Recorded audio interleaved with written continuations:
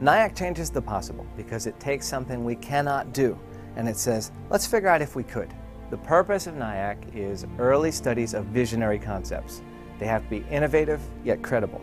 And so we are really looking for revolutionary ideas. Going to the moon the way we did with Apollo in the 60s was crazy. And yet the whole world has been proud of us ever since we did it.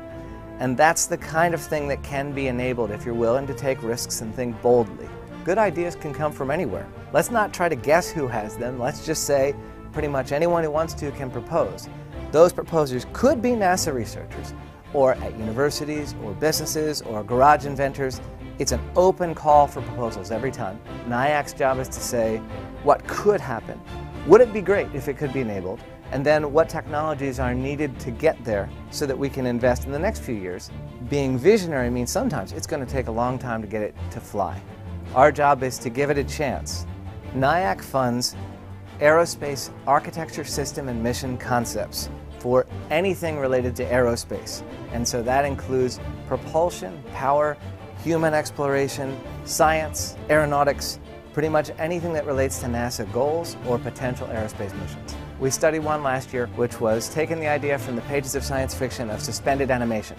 Astronauts go to sleep or get frozen, they go some long distance away, it takes a long time, they wake up and they do some exploration. NIAC has funded several 3D printing related studies. One of them had to do with 3D printing whole buildings on the moon or Mars. We send a small robot and it converts the dirt into cement and 3D prints buildings before astronauts ever get there.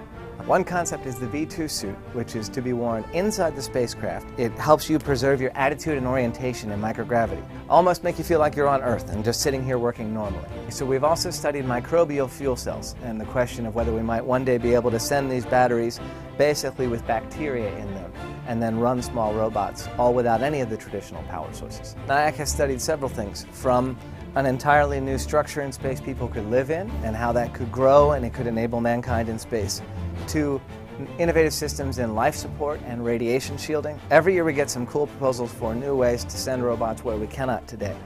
We had a really cool one that went to Europa, a frozen moon, slowly melted through the kilometers of ice, and then deployed a super efficient sub to swim around and look for whatever's in the ocean under the ice on Europa. Another one actually used the tensegrity structure to build a super ball bot, so that it basically lands, stretches, bounces. No parachute, no retro rockets.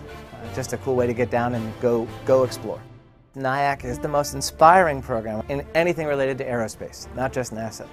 To take something that is impossible today and say, wait a minute, there's a way we might be able to achieve it, is something you almost never get to do. And when you talk about it, other people, students, co-workers, normal people on the street who don't normally think about space, get excited and they say, wow, that's neat. I hope somebody can make that work someday.